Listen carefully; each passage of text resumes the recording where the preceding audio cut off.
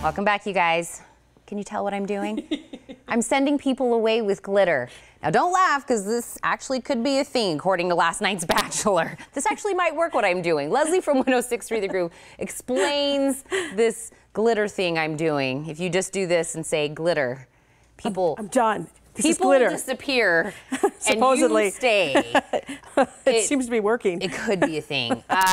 We had a new location change again. Yes, Fort Lauderdale. Yes. Yes, beautiful beach and everything. And they are up in the penthouse suite at their hotel. Very nice. And Arie comes right in and says, all right, dates start now. And Chelsea, the single mom, is the one he picked to go on the one-on-one date. And they get to go on a yacht, a really nice yacht. Can I have that, please? Yes. And it was funny because the girls now, they have a beautiful deck that looks over the ocean, so they could see them, and they're at the telescope watching them, which why would you torture yourself to do that? Because that's what I'm saying. They saw them like doing the Titanic thing, which was cute and stuff, and they saw them making out when they were jet skiing too, which I was like, really, just walk away, which they eventually did. And we get the best one-liner from Chelsea. Oh my gosh. She's like, I may be on a dreamboat, but I'm with a dreamboat. I'm like, oh the cheesiness. But she talks about her and her ex and what happened with that. And it sounds like it was very fast. She was young.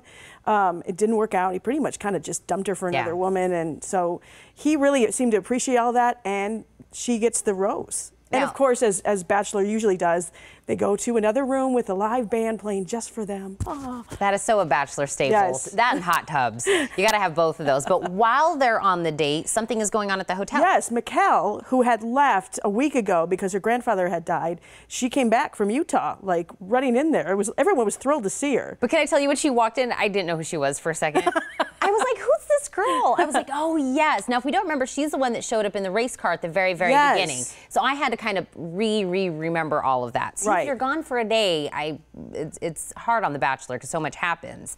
Because right after this, we jump right into the group date. The group date goes, and they go to a bowling alley, which I think is a fun thing to do, is go bowling. We just went bowling, I mean, this past weekend. But then it all gets pretty serious, and the claws come out when Arie tells them it's going to be a competition between two teams. The winning team gets to go with him to the after party. The losing team has to go back to the hotel, which they're not happy about because they don't get to spend more time with him. Right. And so Krystal's on the blue team, and the blue team just smokes the pink team. And so Krystal, in her way, is just gloating about it type of thing. And of course, the pink team's upset about this. And Arie, you can see he's thinking about this and doesn't think it's fair. So he's like, you know what? Why don't you guys come on the after party, and everybody gets to go. Well, you know, we've all had that face where you're not happy, but you have to pretend you are. That was such a priceless face of Krystal's, because she was so mad on the inside, but she had that fake smile. Right. Oh, and then on the bus on the way home, we find out. There's no cameras. There's no cameras on the shuttle bus that takes them back to the hotel.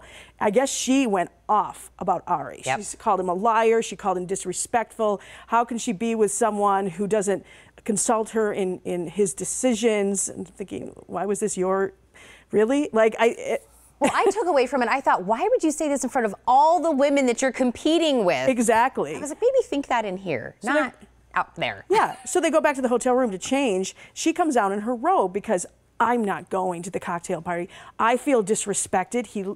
He wasn't honest with us, and I just can't see that in a partner. I've packed my bags. So at that point, I'm like, well, then leave. Right. That was my thing. Well, and I think a lot of girls were all like, well, then leave. They go to the cocktail party, and when Arie comes, they tell him right away what happened, what she said. And Arie goes, let me go talk to her, which I was like, see, now you're just giving in to what she wants. She wants him to go chase her, which he does, to go talk to her and stuff. And he's mad too, though. And she tries to defend, and he goes, I understand why you're mad, but couples in real life don't run away from that. Otherwise, it's not going to work out. If you're running away from this, it's going to get harder. And so he's just like, don't come to the party, and I'll see you in a few days. And I was like, good for him. But of course, that didn't stop her. No, because he goes back with the girls. He kind of starts, you know, a little cocktail party, seeing one girl at a time. And she pops in. She does, and she starts talking to the women, which give her a hard time, and they should have, to the point where she's finally like, okay, I'm done. So actually, he gets to spend some time. He reconnects with both Beccas. He still has reservations about Becca, who's 22, and about that age difference. But he actually reconnects with Lauren B., She actually does 21 questions with him, which I thought was really cute. That was, yeah. And they seem to really have a better connection. And she ends up getting the group date. Rose. Lauren B. I wanted Becca, the other one, because that's my girl. Which is the girl that got the first date. Yes. The one that he took back to his room last night. Yeah. No, I don't think anything. No. They just hung out. No. They hung out. It was Netflix, no chill, so that was okay. But to remind us, she was the one that went on the date where he gave her the shoes and the dress and all that stuff. Because we have to kind of remember. Exactly. I'm telling you, if you just wait a second, I forget who everybody is. So Lauren B got the rose. So then we have another one-on-one. Tia, with my girl. Yes, I really am liking her more and more. Tia, it's so cool. They get to take an airboat on the Everglades, and there's actually someone built a house in the Everglades, like on stilts, and looks so cool. They really had time to just chill out, and you really can tell there's a cool connection with those two. Yeah. And we learned too at dinner that she has a doctorate degree in physical therapy. He likes very intelligent women, and she's very much her own person and independent. And I think that, like, learning that more about that with her, he really connected with her. And she's one that's very honest. And she said, if I'm feeling it, which she said she's starting to fall for him. She told him that last night. At dinner. I'm starting to fall in love with you. And I was the first like, one. Woo, girl. The race to say who's in love with him first, she has started the race. She's so cute. She's so giddy with him. So she gets the rose, of course, and now we have to go to the cocktail party that leads to the rose ceremony. Yes, we go to the cocktail party, and Krystal goes to the girls. If you want to talk to me one-on-one. So the girls do. They bring her aside and ask her pointed questions, which she refuses to answer. In fact, Becca really grills her. Why are you still here? She asked her like 3 times, and just it's like a deer in headlight look, like, huh? And finally, Becca